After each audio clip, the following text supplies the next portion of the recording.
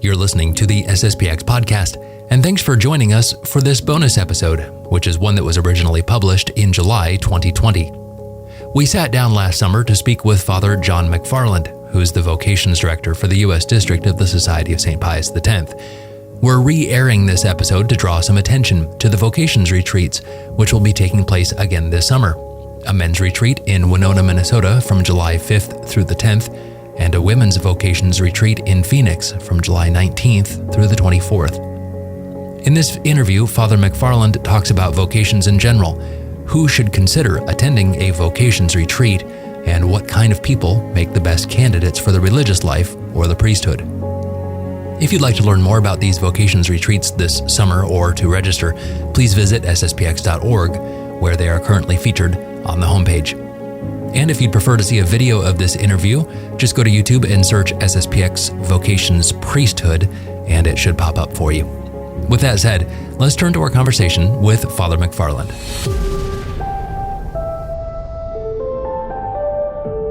Well, Father, thanks for joining us for this video and podcast.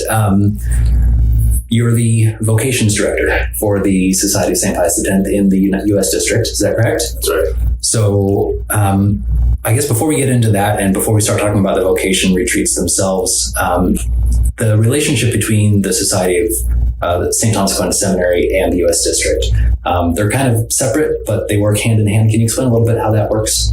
So the seminaries of the society are all considered to be international. Okay. They do not, in terms of the structure of the hierarchy, they do not fall under a district. They are independent in that sense. The seminary rector and the district superior are both major superiors. They're on the same level within the society. So each one would be a district superior, and seminary rector would each be involved in the general chapters and meetings of the superiors and so on. So they're at the same level of the hierarchy. Okay. But of course, there does have to be collaboration. You know, the St. Thomas Aquinas Seminary is located in the United States. The vast majority of the seminarians are from the United States. So not all of them, but right. But like you said, the vast majority. The seminarians are, so to speak, sponsored by a district. So applications to the seminary go first to the district, who then approves their application and sends it on to the seminary. And the district does have a certain responsibility for them, even while they are seminarians. And then even more so if they should leave the seminary and come back to the district without being ordained and so on. The district has the responsibility to help them readjust to life in the world. To get back to that. Okay. And so as the Vocations Director, honestly, before you and I started talking about this about a year ago, I didn't even know that there was such a position, or is that fairly common? Is there usually one person, one priest in a district that's kind of in charge of, and we'll get into what it is you do, but is there usually one person like that?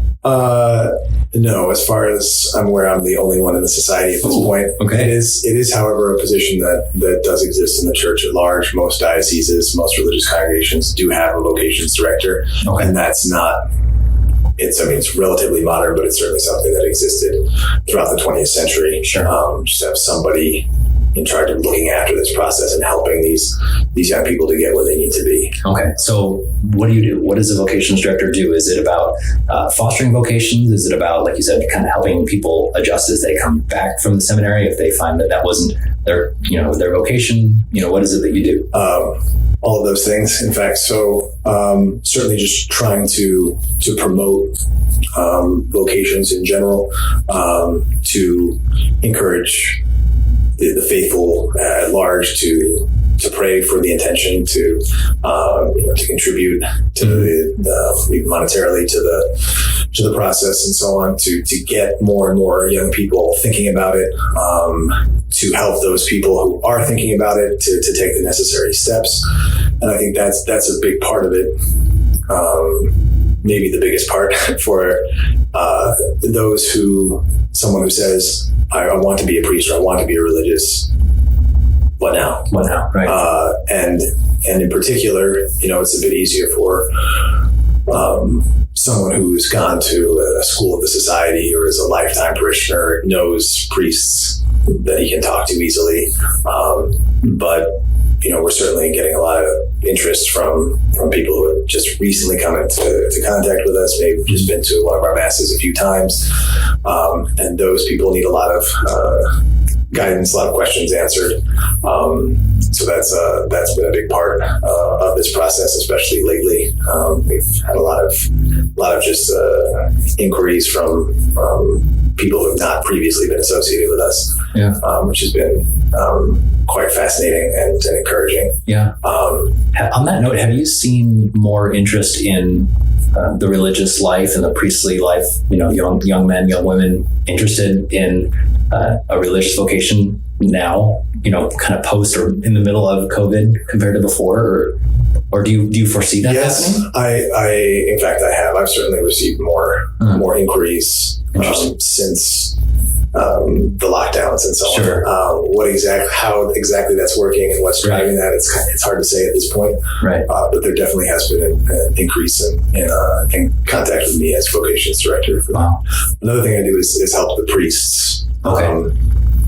Answering their questions, answering questions about particular situations. I'm not sure about this young man. Here is what qualifications, or here's what might be a problem. What should I do? Right. Where do I go from there? So that I'm still learning a lot on that level, having to find answers to those questions. But as we go, I'm assuming it'll be easier. Yeah.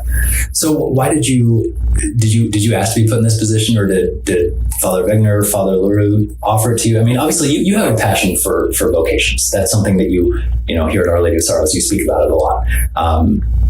Not too much. It's good. But is that something that, was kind of put on you, or something you asked for? Or? A little of both. Okay. At the priest retreat that I was attending as a retreatant a couple years ago, Father Wegner was preaching, and he was talking about everyone sort of finding his particular niche, his particular focus of his priesthood, as it were. Sure. And already to that point in my previous work, I'd done a lot of work with vocations and young people and so on. And so in a consultation, I went to talk to him about it, and he said, that was very interesting. We were looking for someone to be Vocations Director. So you were volunteering. Yeah. And I don't. It's certainly more work, but I don't mind at all. It's a necessary work. Yeah. It's very interesting work. It is something that I love. Yeah, absolutely. So that's what you do. Let's pivot to the young man. We're going to be talking probably mostly about the seminary and the priesthood, but a lot of this obviously applies to the religious life as well. In a sermon a few weeks ago, you were talking about, how does one get to the position of being called to the priesthood? And it's that call at the ordinations where the bishop calls the young man to become a priest.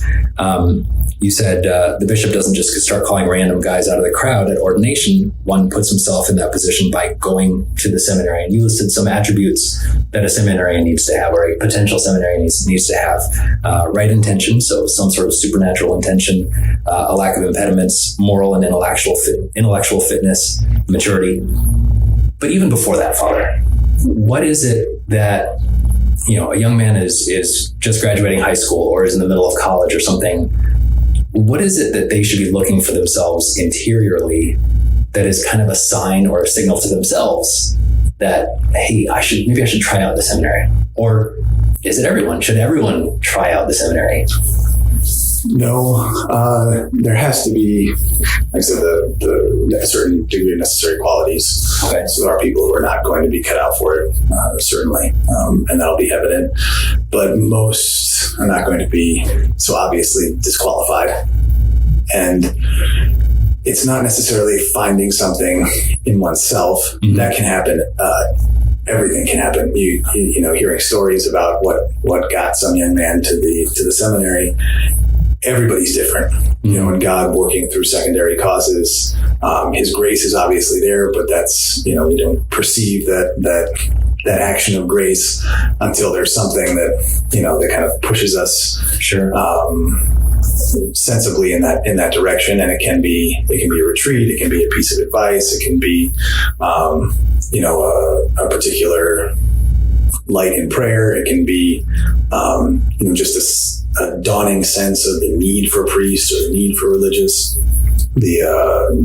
a certain dissatisfaction with life in the world. Got everything I'm supposed to have. Got my job, got my car, got, why aren't I happy? This is all there is, and really there's as many different things prompting one to that as there are young men who enter the seminary or young people who enter the religious life. And you said it takes a certain generosity. So that's probably one of the biggest attributes. It's a certain amount of generosity to devote your life. I mean, shoot, even to go into the seminary itself, but certainly to become a priest, a brother, a sister. Mm-hmm. And that's certainly when we're, in promoting vocations, a lot of it is about trying to foster that spirit of generosity. Sure, absolutely. There's a friend of mine who's now a priest. It was funny seeing his journey. That sounds like a modern word, but truly his journey from trying to figure out what he's going to do in life. He tried dating. All the relationships just kind of didn't work out. Mm-hmm. He tried different jobs. He tried going to school, and there was that sense of dissatisfaction with everything. Was nothing was really working for him. And he said, "Well, I mean, I've always loved the priesthood, so I'm going to go give it a shot and try it out." And I said, "Really, you're going to do that?" And I probably committed the biggest sin that you said not to do in that sermon. Really? You're going to, but he did. And he said, "I'm going to stay in the seminary until my superior or God tells me not to." Is that kind of a valid path as well? Certainly. And you don't want to go with the sort of try it mentality of I'll just get it crossed off my list and I won't try very hard and I hope they tell me to go home soon. Sure. But to say, look, I'm going to give this everything I have, mm-hmm. and if they tell me to go, then I go, and I can be entirely at peace. Mm-hmm. But this is worth pursuing, and I'm going to give myself to it the best that I can. Yeah. And that is definitely a valid way to approach it. And I would say probably, I'm not trying to put words in your mouth, but if someone is in that position and their spiritual director in the seminary says, "No, this isn't for you," that doesn't necessarily disqualify them from another avenue in the religious life. That's true. Unless there's some canonical impediment, then one is free to try elsewhere. Sure. But they can still make that effort to give his life to God. On that note, it's interesting because we're living in 2020. 60, 70, 80, 100 years ago, there were many different religious orders. Right. You could become a Jesuit. You could become a diocesan priest. You could become a Benedictine. There's now, for young men in America, really three options that exist. There's the SSPX brothers, there's the SSPX priests, and Benedictines down in New Mexico. This is maybe looking at it in a pessimistic way, but do you think vocations are being lost in a sense because we don't have that many options anymore? Well, I think that we have to account for God's providence as well. Sure. So he's not going to be, he knows that this situation would happen. And so, the graces are going to be there for young men in those to give themselves in large numbers if they're generous, if they're corresponding with that grace. Sure. To those three options. Sure. And certainly at the beginning of the church, there weren't a lot of options. Yeah, that's fair. So that's fair. On that note, I just received an email from a father of a young lady who made her perpetual vows in the Consoling Sisters of the Sacred Heart in Italy. So Sister Maria Elisabetta de Bambino Gesù, I'm butchering the name, but two American young ladies made their perpetual vows in the... It's first vows, actually. Oh, first vows? Yeah. This morning. Yeah. This morning. And then four more young ladies in the convent, three of them from America as well, made their postulants, or took the habit. Took the habit this morning. When you're talking with a young man or a young lady, and they say, "I would like to devote my life to God, help me figure out what to do." Do you kind of help them figure out, maybe you should go to the Consoling Sisters of the Sacred Heart. Maybe you should go to the SSPX Sisters. Maybe you should be a Carmelite. Do you kind of help them figure it out, or is there some sort of special attribute that can help you lead them to the right place? Or it really depends very much on certain aptitudes, especially if they are interested in the contemplative life. For young ladies, those contemplative congregations like the Carmelites are not for everyone. There's certainly a great appeal in regard to them, especially if they've read Saint Teresa, the Child of Jesus, and they're drawn by that spirituality. But sure, it does take a tremendous balance to live that cloistered life, and so there's that as a question. But then beyond that, it's really a lot about just what is their attraction. In terms of thinking about the religious life, what is that they really want to do. It can be a question of an attraction to, say, Carmelite spirituality, or attraction to the devotion to the Sacred Heart, or they want to be a teacher, or to work in a more nursing type of capacity, and then to steer them in the direction of those congregations that do those different kinds of work. Sometimes really they visit a place and they just like it.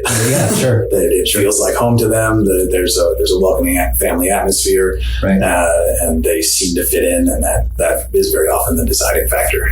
And that wouldn't be really selfish. I mean, that's probably something that many of us think of, well, we need to not be selfish, but you also have to be happy in a certain sense. You have to be satisfied in the life otherwise you're going to do a bad job. Right. And if it seems to work for you, sure. You can even think of it like getting married. Sure. You're not just, I've got my list of qualifications for a spouse. You meet them, we should get married. There is that personal side of it, that interaction. Do we work together? Right. And I think that also does play a role in questions of the religious life. Very good. Well, let's move on to the Vocations Retreat. We have 2 Vocations Retreats coming up this summer, and one for ladies here in Phoenix, and one for young men. That's up at the Holy Angels Novitiate up in Winona. Is that correct? That's correct. Okay. People are probably familiar with the Ignatian Retreat, the 5-day Ignatian Retreat that we do here at Phoenix. Is it sort of similar to that? Is it based off of the same sort of ideal, or what's the purpose of the Vocations Retreat? How is it different from others? So it is the way we are conducting the retreats. They will be Ignatian retreats. Okay. So 5-day Ignatian retreats. And in St. Ignatius's original idea of the retreat, he's got his retreating for 30 days. Sure. And it's one-on-one retreating and retreat master. It's not the most efficient way to preach retreats, that's for sure. It'd be nice, but and so to be able to focus the retreat a bit more, it helps to narrow it down so that you have these people who are at the same place in their life effectively. Your typical 5-day Ignatian retreat, you've got a huge range of ages and backgrounds and where they are in their lives. We had one retreat last year where we had an 18-year-old young man and an 87-year-old. They're not thinking about the same thing. Sure. And it's not like they won't get anything out of it, but you can really, with a more focused group, you can do things you otherwise wouldn't be able to do. And so they're all thinking about taking this step to perhaps pursue the priesthood of their religious life. We focus very much on St. Ignatius's choice of a way of life. Is kind of the big moment, if you will, of the whole retreat. So to get them thinking in that mindset early on, and using the meditations. St. Ignatius is 30 days. We cram it into 5. So there's lots of stuff you have to leave out. Right. So when you have this focus group of people thinking about choosing a state of consecrated life, you can use some of those meditations that you might not otherwise use. So sure. We'll do a meditation on the call of the apostles, for example, that we wouldn't do on an ordinary 5-day Ignatian retreat. Okay.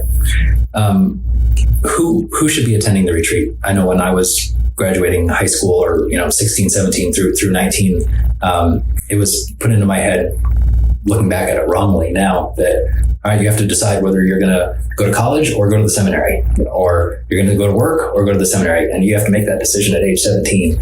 And looking back on it now, I realize that was not the right message to be giving to 16, 17, 18-year-olds. So obviously, you joined the seminary a little bit later after college, right? You graduated from University of Maryland. That's right. So who should be attending? Who should be looking at possibly attending this retreat? Those people who are at that point in their life where they are seriously considering this. This is an option that's really on the table for them, that it's been on their mind. They want to really consider it,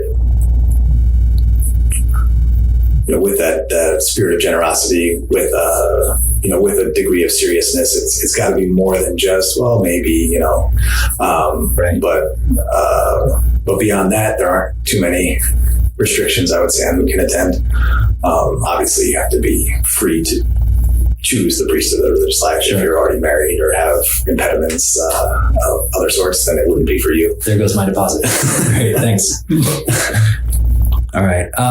So do you want a lot of people to come? I mean, obviously you do, in a sense. You yes. want many yes. vocations, but if someone's like, well, I might be, I don't know, I'm just kind of starting to think about it. Mm-hmm. Do you want that kind of person to come to the retreat, or someone who's really more seriously thinking about it? It's not going to hurt.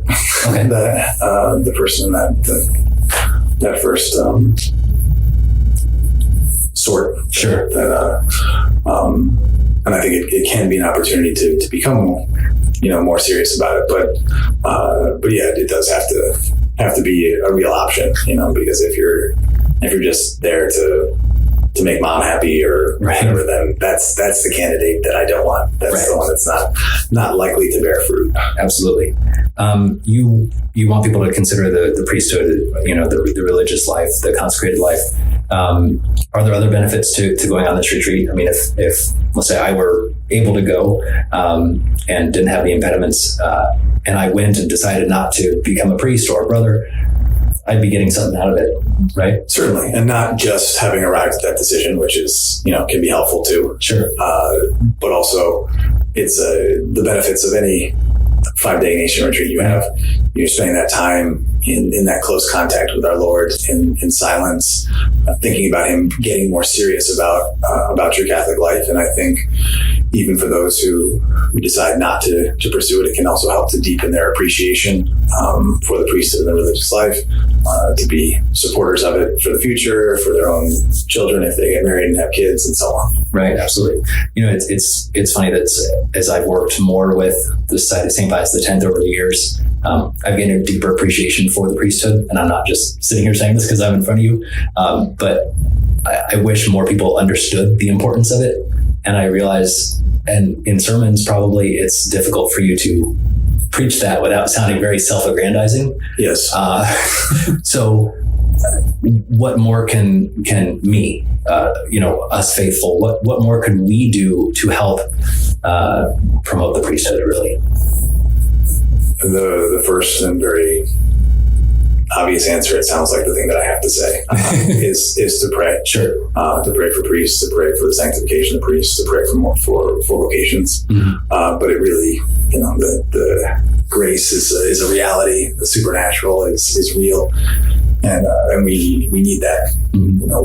We never see directly the results of those prayers in the sense that I know that my prayer helped that guy. Right. But it does. There are any number of young men who make it to the priesthood who seemed like long shots or almost backed out at a certain point. And what got them there to a large extent, it was the prayers of the faithful. Absolutely. And as far as this Vocations retreat itself, can people sponsor someone? Can people help? To send someone, there's probably a cost. I think it's $200 or something to go on this retreat. I think it's $250 for Winona and $300 here. $300 here. Okay. Well, we'll have the details in the descriptions here. But if someone wants to help support this type of vocations retreat or fostering vocations, that's possible for them to do as well. Certainly, we could absolutely. You're not going to say no to that. We're not going to turn down people trying to pay for retreats. Okay. Just kind of one more thing as we close here. There was a part of your sermon that you gave a few weeks ago, and you're probably going to start sweating when I say this because I'm quoting you. You said it's not a matter of deep soul searching to find some mysterious calling in the depths of our being. It's a judgment of prudence, realizing that the priesthood is worth pursuing and deciding to do it. So for the young man who's thinking, I might be giving up this, I might be giving up that, I might be, waffling back and forth, can you speak to that of telling them this is something worth doing. Right. Well, anything worth doing is going to involve sacrifice, and generally, the greater the thing we're trying to accomplish, the more sacrifice it's going to involve. But God is never outdone in generosity, as we say, and it really is true. The priesthood it's a beautiful life. The religious life is a beautiful life. There are crosses, but there are crosses in any life. And there are tremendous helps for bearing those crosses. The community life, the prayer in common, the daily mass and daily communion, all of these great gifts that God gives us as his official friends, right? Those of us who really have dedicated our lives entirely to Him. We have a special right to graces. We have a special relationship with God that is worth really sacrificing anything for. Oh, that's great. Thank you, Father. I appreciate it. My pleasure. Anytime. Thank you for listening to this bonus episode of the SSPX podcast. If you haven't already, please subscribe to the SSPX podcast. If you're not sure how, we have a handy guide at sspxpodcast.com. And while you're there, you can see archives of all of our past episodes. Also, please leave a rating and a review of this podcast on whatever podcast app or program you're using. Doing this helps to make it more visible to more people. Thank you for listening. As always, we appreciate your prayers and support of this apostolate. Until next time, God bless you.